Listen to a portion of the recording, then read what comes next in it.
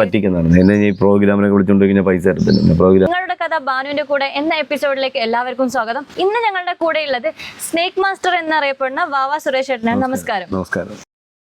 അച്ഛനിപ്പോൾ മരണപ്പെട്ടിട്ട് ഒരു വർഷം തൊണ്ടയിൽ ക്യാൻസർ ആയിരുന്നു. മരണപ്പെട്ട് അനിയത്തി ഇപ്പോൾ ട്രീറ്റ്മെന്റിലാണ്, മെഡിക്കൽ കോളേജിലാണ്. അടുത്ത ലോഡ്ജിലാണ് ഇപ്പോൾ താമസിപ്പിച്ചത്. 2 കിഡ്നിക്ക്, ഒരു കിഡ്നി പൂർണ്ണമായിട്ട് ഫെയിലിയറായി, മറ്റേ കിഡ്നിയുടെ ഏകദേശം ട്രീറ്റ്മെന്റ് പകുതിയോളം ആയിട്ടുണ്ട്. ഒക്കെ അറിഞ്ഞുകൊണ്ട് ഇത്രക്കെല്ലാം പ്രശ്നങ്ങൾ നമ്മുടെ ശരീരത്തിനെ ബാധിക്കും അറിഞ്ഞുകൊണ്ട് വീണ്ടും വീണ്ടും ഇതന്നെ കണ്ടിന്യൂ ചെയ്യുന്നുണ്ട്. അപ്പൊ നിർത്തിക്കൂടെ? മതിയില്ല. ഇതിന്റെ ഒരു ദൗത്യമായിട്ട് ഞാൻ ഒരിക്കലും ഒരു വരുമാന മാർഗ്ഗമല്ല. വരുമാനം ഇതിന്റെ പിറകെ സഞ്ചരിച്ചിട്ട് എനിക്ക് എത്രയോ കണക്കിനപ്പുറം എനിക്ക് നഷ്ടങ്ങൾ. ഇപ്പൊ ശാരീരികമായിട്ട് അസുഖങ്ങൾ. അപ്പോ ഫാമിലിന്റെ സപ്പോർട്ട് ഒട്ടും ഇല്ലാന്ന് ഞാൻ കേട്ടിട്ടുണ്ടായിരുന്നു. അപ്പൊ ഇപ്പൊ എങ്ങനെയാ? ആരെയും ബുദ്ധിമുട്ടിക്കണ്ടെന്ന് ചോദിച്ചു. ഇപ്പൊ പരമാവധി ആരെയും ഞാൻ ബുദ്ധിമുട്ടിപ്പിക്കാതിരിക്കും. തീരെ ബുദ്ധിമുട്ടാണെങ്കിൽ മാത്രമേ ഞാൻ ആരെങ്കിലും സഹായത്തിന് വിളിക്കാറുള്ളൂ. അപ്പൊ ചേട്ടൻ ഇപ്പൊ അമ്മയുടെ കാര്യം പറഞ്ഞു, സഹോദരങ്ങളുടെ കാര്യം, അപ്പൊ ഭാര്യ? ഞാൻ ഫാമിലിയിൽ എനിക്ക് ഉൾക്കൊണ്ട് പോകാൻ പറ്റുന്ന ഒരുപാട് കാലം 10-15 വർഷമായി അവർ പിരിഞ്ഞ് പോയിട്ട്. പിന്നെ അവർ സുഖമായിട്ട് സുഖമായിട്ട് ജീവിക്കുന്നു. ഞാൻ അതിനെക്കുറിച്ച് അന്വേഷിക്കാറില്ല, ആലോചിക്കാറില്ല. ഞാൻ എൻ്റെ പാമ്പുകളുമായിട്ട് എന്താ പറയുക, ഈ ലോകത്ത് ഇപ്പം ഞാൻ എൻ്റെ മനസ്സിൽ എനിക്ക് പാമ്പുകൾ എന്നുള്ള ചിന്ത മാത്രമേ ഉള്ളൂ. കാരണം വെച്ചാൽ ഞാനൊന്നും ഭൂമിയിലൊന്നും എനിക്ക് നേടാൻ കഴിഞ്ഞിട്ടില്ല. ഒന്നും ഞാൻ വന്നപ്പോൾ ഒന്നും കൊണ്ടുവന്നില്ല, ഞാൻ പോകുമ്പോഴൊന്നും കൊണ്ടുപോകുന്നില്ല. ഞാൻ ഏകനായി വന്നു. ഇതിനിടയ്ക്ക് ഞാൻ കുറച്ച് സഞ്ചരിച്ചപ്പോൾ കുറേ ആൾക്കാർ എന്നോടൊപ്പം കൂടി. അതിൽ പല ആൾക്കാരും എൻ്റെ എനിക്ക് കിട്ടേണ്ട സഹായം വന്ന് തേടി. എനിക്ക് കിട്ടിയ പല അവാർഡുകളിൽ നിന്ന് കിട്ടിയ ഇതൊക്കെ അവരുടെ ആവശ്യത്തിന് വേണ്ടി വാങ്ങി. അവരുടെ ആവശ്യം കഴിഞ്ഞപ്പോൾ എൻ്റെ ഒന്നും ഇല്ലാന്ന് പറഞ്ഞപ്പോൾ ഉപയോഗിച്ച് നല്ലതായിട്ട് നല്ല രീതിയിൽ ഉപയോഗിച്ച് അവരുടെ ആവശ്യം കഴിഞ്ഞപ്പോൾ എൻ്റെ ഒന്നും ഇല്ലാന്ന് പറഞ്ഞപ്പോൾ എന്നെ വഴിയിലിട്ടിട്ട് പോയിരുന്നതാണ്. ഒത്തിരി പേരുണ്ട്. ഞാൻ സാധാരണ കുടകിലൊക്കെ വരുന്ന സമയത്ത് എൻ്റെ അടുത്ത് 6-7-8 പേരൊക്കെ ഉണ്ടാവും. ഒരു വണ്ടിയിൽ ഒരു ഇന്നോവയൊക്കെ വഴി വരുന്ന സമയത്ത് പ്രോഗ്രാമിനൊക്കെ വരുമ്പോൾ വണ്ടി നിറച്ച ആളാണ്. അപ്പോൾ അവർക്ക് അവിടെ തൊട്ടുള്ള ചിലവ് കാര്യങ്ങൾ ഇവിടെ തിരിച്ചങ്ങോട്ട് ഇവിടെ വരുമ്പോൾ എല്ലാ ചിലവൊക്കെ അങ്ങനെ ഒത്തിരി പേരുണ്ടായിരുന്നു. പിന്നെ അതിന് ഞാൻ ഒരുപാട് ചാരിറ്റി ചെയ്ത് എനിക്ക് കിട്ടിയ അവാർഡുകൾ ഞാൻ വെച്ച് എൻ്റെ സുഹൃത്തുക്കളിൽ നിന്നൊക്കെ ഞാൻ പിരിച്ചെടുത്ത് ഏകദേശം 3,90,00,000 രൂപ ഞാൻ ചാരിറ്റി ചെയ്തു. എനിക്ക് കിട്ടിയ അവാർഡുകൾ ഒത്തിരി ഉണ്ട്. എന്നെ സഹായിച്ച ആൾക്കാർ, എനിക്കായിട്ട് സഹായിച്ച ഒത്തിരി ആൾക്കാരുണ്ട്. അവരെന്ന് വെച്ചാൽ കടവും കൂടി വാങ്ങി. ഞാൻ ഏകദേശം എനിക്ക് തോന്നുന്നത് ഇപ്പോൾ ഒരു 40 ലക്ഷത്തോളം രൂപ കടം വാങ്ങി ഞാൻ ചാരിറ്റി ചെയ്തിട്ടുണ്ട്. ആ കടമൊക്കെ ഞാൻ ഇങ്ങനെ കൊടുത്ത് വരുന്നതേ ഉള്ളൂ, ഒതുക്കി വരുന്നതേ ഉള്ളൂ. അപ്പോൾ അതിനിടയിൽ റിയൽ എസ്റ്റേറ്റിൻ്റെ പരിപാടികളുണ്ടായിരുന്നു. അങ്ങനെ കുറേ ആൾക്കാർക്ക് വസ്തുവൊക്കെ കൊണ്ട് കാണിച്ച് അങ്ങനെ അതിൻ്റെ കിട്ടുന്ന ലാഭമൊക്കെ വാങ്ങി ചാരിറ്റി ചെയ്തതും. അതോടൊപ്പം തന്നെ ഈ കടം വാങ്ങിയ ആൾക്കാർക്ക് ഇപ്പോൾ കടം വീടി വന്നുകൊണ്ടിരിക്കുന്നു. ഇപ്പം ഞാനൊരു ലോണിന് അപേക്ഷിച്ചിട്ടുണ്ട്. ലോണ് ഇപ്പോൾ മിക്കവാറും എനിക്ക് തോന്നുന്നു ഒരു 3 മാസമായി ലോണിന് അപേക്ഷിച്ചിട്ട്. മിക്കവാറും ഈ മാസം കിട്ടുമായിരിക്കും. ഈ മാസം കിട്ടിക്കഴിഞ്ഞാൽ കുറച്ച് കടമൊക്കെ ഒതുക്കി അതിൻ്റെ ട്രീറ്റ്മെൻറ്റ് കാര്യങ്ങളൊക്കെ മുന്നോട്ട് നോക്കി. അവസാന കാലഘട്ടത്തിൽ എന്നെ ആരും നോക്കുന്നൊന്നും എനിക്ക് വിശ്വാസമൊന്നുമില്ല. പിന്നെ എൻ്റെ കർത്തവ്യം എൻ്റെ അനിയത്തിക്ക് വില അടക്കുന്നു. അപ്പോൾ അദ്ദേഹത്തിനെ കൂടെ ജീവിതത്തിലേക്ക് തിരിച്ചുകൊണ്ട് വരണം എന്ന് ആഗ്രഹിക്കുന്നു. പിന്നെ നമ്മൾ കിഡ്നി ട്രാൻസ്പ്ലാന്റ് ചെയ്യണം. അപ്പോൾ ഞാൻ ഇനിയിപ്പോൾ വേറെ ആരെങ്കിലും ഒരു സഹായം തോന്നി, ഞാനിപ്പോൾ ആരോഗ്യത്തോടെ ഇരിക്കുകയില്ല. എനിക്ക് 2 ചേട്ടന്മാരുണ്ട്. അവർക്ക് പ്രായം കൂടുതലുണ്ട്, അവർക്ക് പല അസുഖങ്ങളും. അപ്പോൾ അവരെ ഇതിലോട്ട് നിർബന്ധിക്കാൻ പറ്റില്ല. എനിക്ക് വേറെ അസുഖങ്ങളൊന്നുമില്ല. അപ്പോൾ ഞാൻ ആഗ്രഹിക്കുന്നത് വെച്ചാൽ എൻ്റെ ഒരു കിഡ്നി എനിക്ക് 2 എന്തെങ്കിലും ഉണ്ട്, ഒരു കേട് കൊടുക്കണമെന്നാണ് ഞാൻ ആഗ്രഹിക്കുന്നത്. ഇനി ബാക്കി ഡോക്ടറോട് ഞാൻ സംസാരിച്ചു. അപ്പോൾ കുഴപ്പമില്ല, ചെയ്യാമെന്ന് പറഞ്ഞു. അപ്പോൾ ഇനി ബാക്കി ടെസ്റ്റുകളൊക്കെ ചെയ്യുമ്പോൾ എങ്ങനെയാണെന്ന് അറിയില്ല. ഇത്രയും കളികളൊക്കെ കിട്ടിയതുകൊണ്ട് ചിലപ്പോൾ എന്തെങ്കിലും ബുദ്ധിമുട്ട് ഉണ്ടാവുമെന്ന് എനിക്കറിയില്ല. അപ്പോൾ ഡോക്ടർ പറഞ്ഞില്ല, കുഴപ്പമൊക്കെ ഒന്ന് കാണാൻ സാധിക്കും. മനസ്സെന്തായാലും നമ്മൾ കാണാതിരിക്കാൻ പറ്റില്ല. കാരണം വെച്ചാൽ നമ്മൾ ഇപ്പോൾ ഒരു ഉറുപ്പ്യ പോലും മറ്റുള്ള മനുഷ്യന്മാർക്ക് കൊടുക്കൂലെന്ന് പിടിച്ചിരിക്കുന്ന മനുഷ്യന്മാരെ നമ്മളെ നടുത്തില്ല. അപ്പം നിങ്ങളുടെ സഹോദരിക്ക് വേണ്ടിയിട്ട് കൊടുക്കാന്ന് പറയുന്നുണ്ടല്ലോ, അതന്നെ വലിയ കാര്യം. അത് എനിക്ക് നമ്മൾ വേറെ ആളോട് ഇത് അറിഞ്ഞപ്പോൾ എൻ്റെ അടുത്ത് പറഞ്ഞു ഞാൻ കൊടുക്കാം. ഞാൻ പറഞ്ഞു അവർക്കൊക്കെ ജീവിതമുള്ളല്ലേ. അവർക്ക് ചിലപ്പോൾ ഒരാൾ ഭാര്യ കാണും, മക്കൾ കാണും, അല്ലെങ്കിൽ അവരൊക്കെ അമ്മ കാണും. അപ്പോൾ അവരൊക്കെ അപ്പോൾ അങ്ങനെയൊക്കെ ഉള്ളവരെ നമ്മളിപ്പോൾ ജീവിതത്തിലേക്ക് ബുദ്ധിമുട്ടിപ്പിക്കേണ്ട കാര്യമില്ല. നമ്മൾ സുഖമായിട്ട് ഇവിടെ ഇരിക്കില്ല. അപ്പോൾ നമുക്ക് കൊടുക്കാൻ പറ്റുന്നത് നമ്മൾ കൊടുക്കാൻ, നമ്മളല്ലേ ചെയ്യേണ്ടത്. അത് മറ്റൊരാളെ ബുദ്ധിമുട്ടിക്കുമ്പോൾ നാളെ ഒരു സമയത്ത് അദ്ദേഹത്തിന് എന്തെങ്കിലും നഷ്ടം വന്നാൽ അദ്ദേഹത്തിൻ്റെ ജീവൻ തന്നെ ചിലപ്പോൾ പറയാൻ ട്രീറ്റ്മെൻറ്റ് ഓരോ കിഡ്നിയുള്ളൂ, വേറെ എന്തെങ്കിലും അസുഖം വന്നില്ല, ഈ ജീവൻ നഷ്ടപ്പെട്ടാൽ നമുക്ക് തിരിച്ചു കൊടുക്കാൻ പറ്റും. അല്ല, അപ്പം നമ്മളാകുമ്പോൾ ഞാൻ പോയി കഴിഞ്ഞാൽ എനിക്ക് 2 ചേട്ടന്മാർ വേറെ ഉണ്ട്, അനിയത്തിയുണ്ട്. അപ്പോൾ അവർക്ക് എൻ്റെ അമ്മയൊക്കെ നോക്കാൻ പറ്റുമല്ലോ. അപ്പോൾ അതുകൊണ്ട് അങ്ങനെ ചിന്തിക്കുന്ന ഒരാളാണ് ഞാൻ. അപ്പോൾ ഞങ്ങൾ 4 പേരാണ്, 3 പേരല്ല 4 പേര്. ഞാൻ എൻ്റെ 2 ചേട്ടന്മാരും അനിയത്തി, ഞങ്ങൾ 4 പേരാണ്.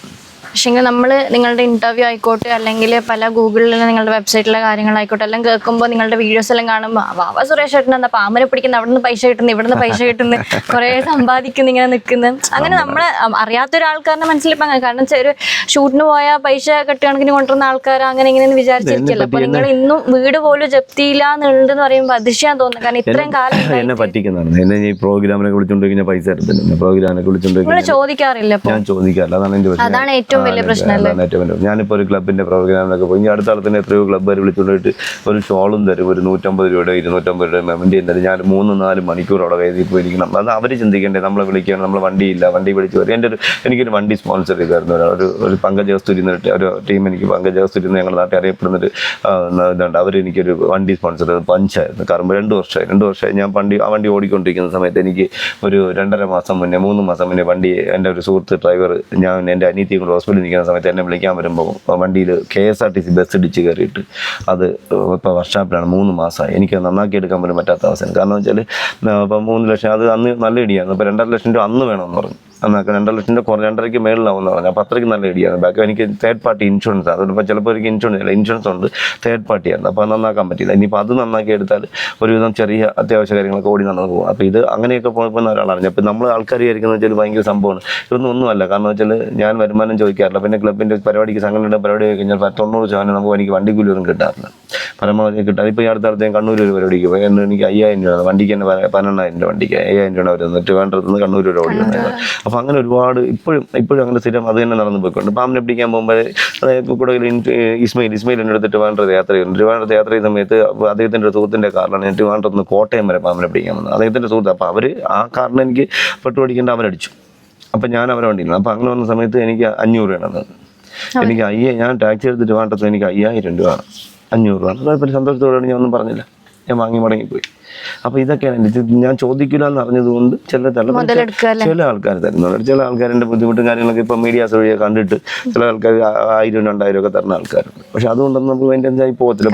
നിങ്ങളൊരു വീട്ടിലേക്ക് പാമ്പിനെ റെസ്ക്യൂ ചെയ്യാൻ പോകുന്ന സമയത്ത് അവരുടെ എല്ലാവരുടെ ജീവനെ നിങ്ങൾ രക്ഷപ്പെടുത്തുന്നത് 100%. അതിൽ ഇപ്പം ഇതൊരു ഞാനല്ല, എന്നെപ്പോലെ എല്ലാവരും അനുഭവിക്കുന്ന ഒരു അവസ്ഥയാണ്. ഇതിപ്പോൾ എല്ലാ ഈ പാമ്പ് സംരക്ഷിക്കുന്ന ഒരാളും IAS ഓഫീസർമാരല്ല, ഒരാളും സാമ്പത്തികമുള്ളവരല്ല. ഈ പാമ്പ് സംരക്ഷിക്കാൻ നടക്കുന്ന എല്ലാവരും കൂലിപ്പണിക്കാണ്, അല്ല സാധാരണ പണിക്ക്, അല്ലെങ്കിൽ ഒരു പ്രൈവറ്റ് കമ്പനി പോകണം, അല്ലെങ്കിൽ ആശാരി പണിക്ക് പോകും, അല്ലെങ്കിൽ മരം കയറാൻ പോകുന്നത്, അല്ലെങ്കിൽ റബ്ബർ ടാപ്പിക്ക് പോകുന്ന ഈ ആൾക്കാരായി.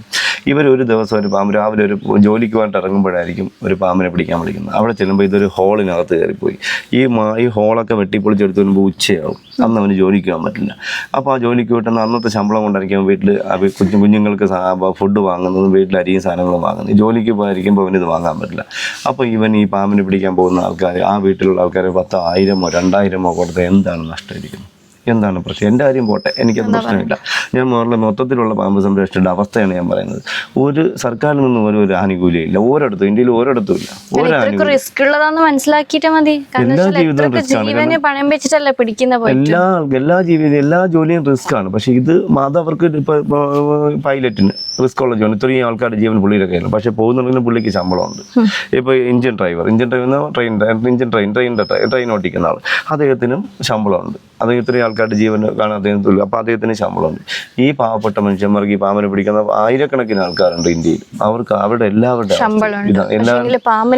ഒന്നുമില്ല, അവർക്ക് ഇൻഷുറൻസ് പോലും ഇല്ല. ഇതുവരെ ഒരിടത്തും ഒന്നും ഉണ്ടായിട്ടില്ല. എന്നാൽ നിങ്ങളൊന്ന് ആലോചിച്ച് നോക്ക്, കാട്ടിനകത്ത് വെച്ച് പാമ്പടിയിട്ട് മരണപ്പെടുന്ന ആളിന് 10 ലക്ഷം രൂപയുണ്ട്.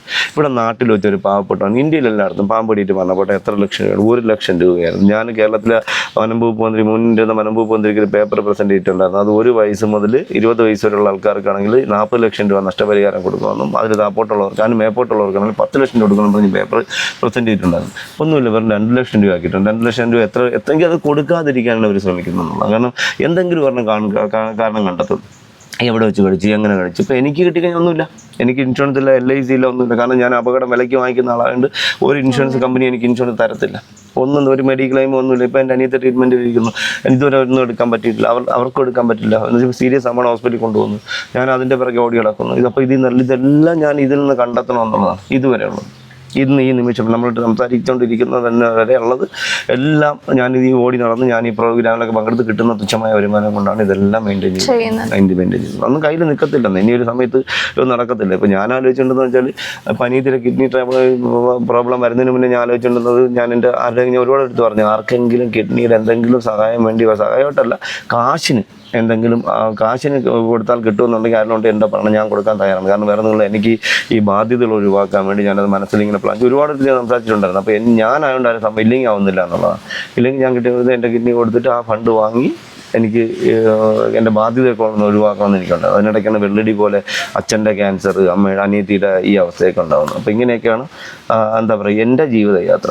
എന്തെങ്കിലും ആഗ്രഹം ബാക്കിയുണ്ടോ? ഒരാഗ്രഹം ബാക്കി. എനിക്ക് നല്ല ആഗ്രഹങ്ങളുണ്ടായിരുന്നു. ഞാൻ മരിക്കുന്നതിന് മുന്നേ എനിക്ക് നമ്മുടെ കേരളത്തിലൊരു എൻ്റെ അറിവുകളെല്ലാം കൂടെ ശേഖരിച്ചുകൊണ്ടൊരു ബുക്ക് തയ്യാറാക്കുക. അതോടൊപ്പം തന്നെ എൻ്റെ കേരളത്തിലെ ഏതെങ്കിലും ഒരു സർക്കാർ സംവിധാനത്തിൽ ഏതെങ്കിലും ഒരു സംവിധാനം ഉണ്ടായിക്കഴിഞ്ഞാൽ അവിടെ നമ്മുടെ അറിവുകൾ ശേഖരിച്ചുകൊണ്ട് ഒരു പാഠ്യ പദ്ധതി പോലൊരു സംവിധാനം തുടങ്ങണമെന്നൊക്കെ എനിക്ക് ആഗ്രഹം ഉണ്ടായിരുന്നു. പക്ഷേ ഇപ്പം അങ്ങനെയൊന്നും ആഗ്രഹമില്ല. ഇപ്പം ഒന്നുമില്ല. ഇപ്പം ഇനിയുള്ള സമയം കൂടി അങ്ങോട്ട് യാത്ര ചെയ്ത് ഒന്ന് അവസാനിപ്പിക്കാം. ആഗ്രഹങ്ങളായിട്ടൊന്നും ഒരാഗ്രഹമില്ല. എനിക്ക് യാത്ര ചെയ്യാൻ പോലും ആഗ്രഹമില്ല. ഇപ്പം ഞാൻ ചുറ്റിപ്പറ്റി വീട്ടു പരിസരം നിൽക്കണമെന്ന് തന്നെയാണ് ആഗ്രഹം. അപ്പം ഞാൻ ലോഡ്ജിൽ തന്നെയാണ് താമസിക്കുന്നത്. 7 വർഷം ഞാൻ ലോഡ്ജിലാണ് താമസിക്കുന്നത്.